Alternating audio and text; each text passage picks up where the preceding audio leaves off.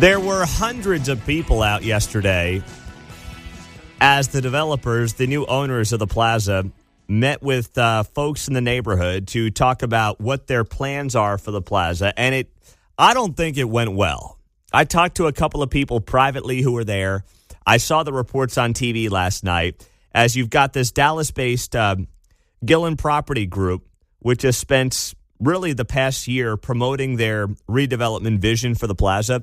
And it includes 18-story mixed-use buildings. Like, that's not the character of the Plaza. Whether you've been here for 60 years or you've been here for a little less than 10 like me, you appreciate the Plaza for what it is. The Plaza is not an 18-story mixed-use development away from, like, turning around. It's not.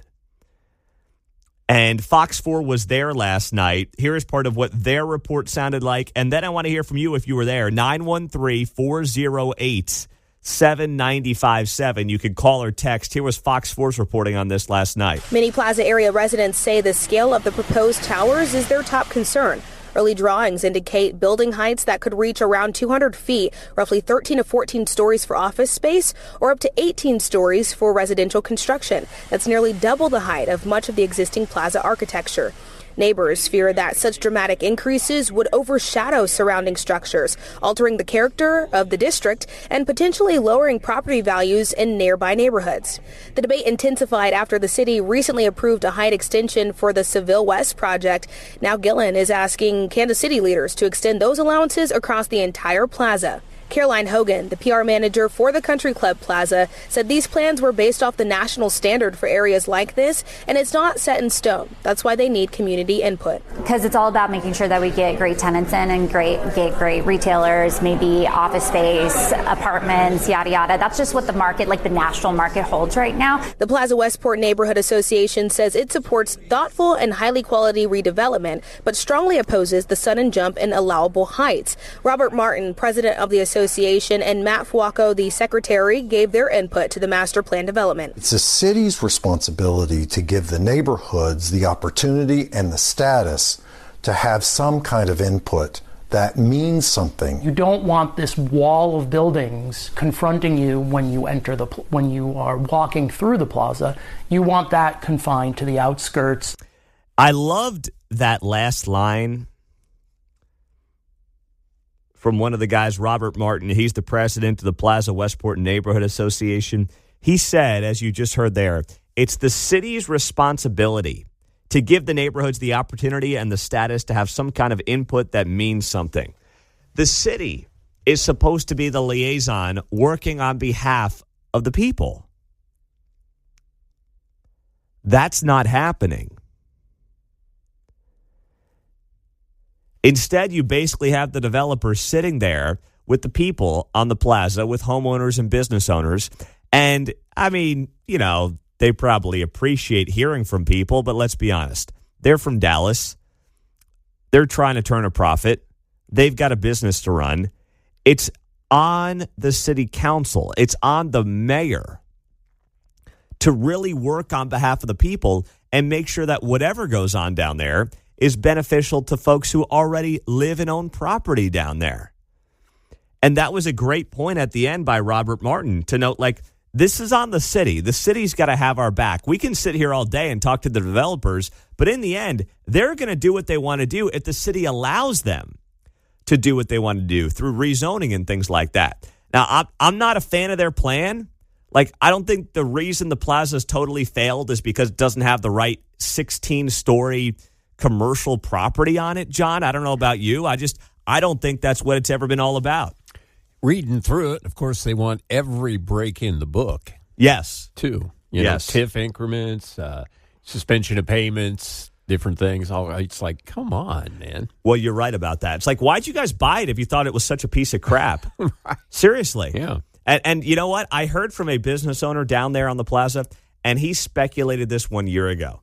He goes, watch, Pete, they're going to wait for the plaza to really just crash and burn, worse than it already had.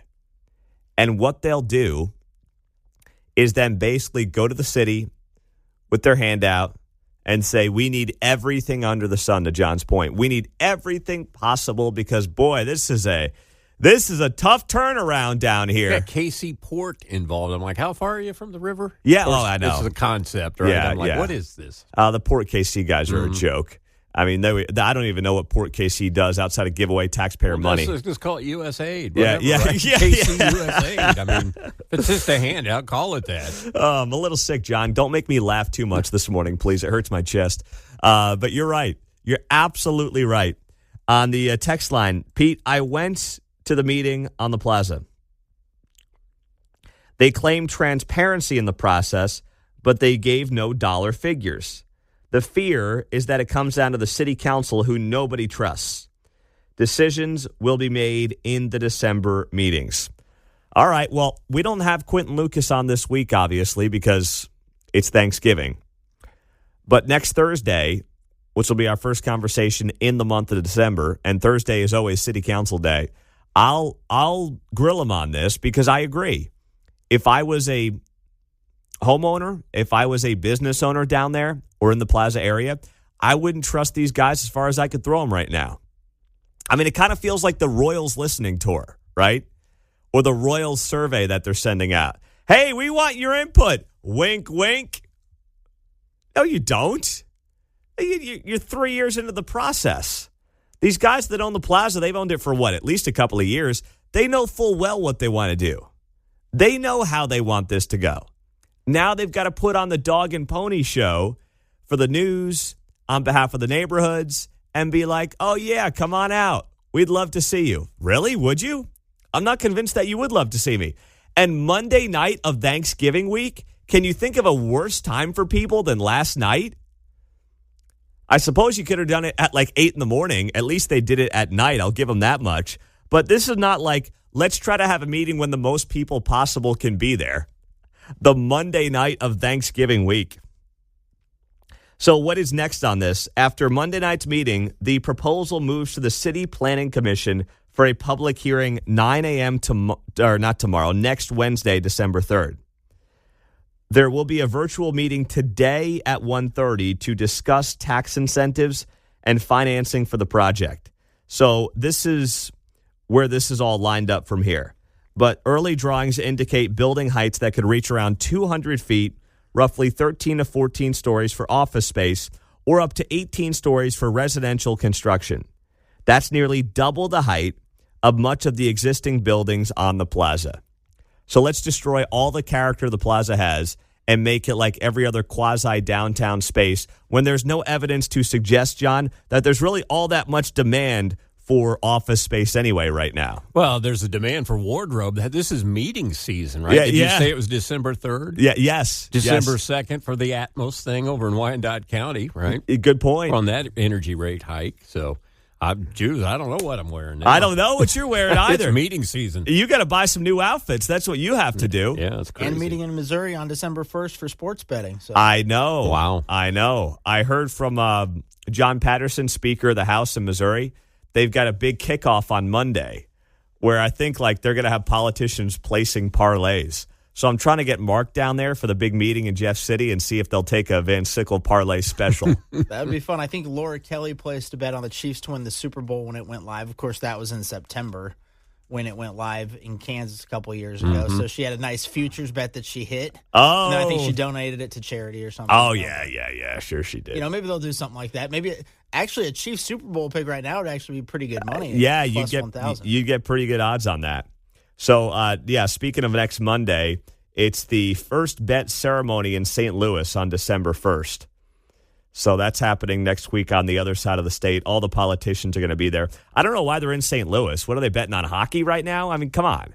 Yeah, St. Louis Blues. Come for on. a big thing. All the action. Not a good bet, by the way. Yeah, come on. Get over here to Kansas City. Talk about and bet on the Chiefs. Why are you going to St. Louis? What a loser move that is.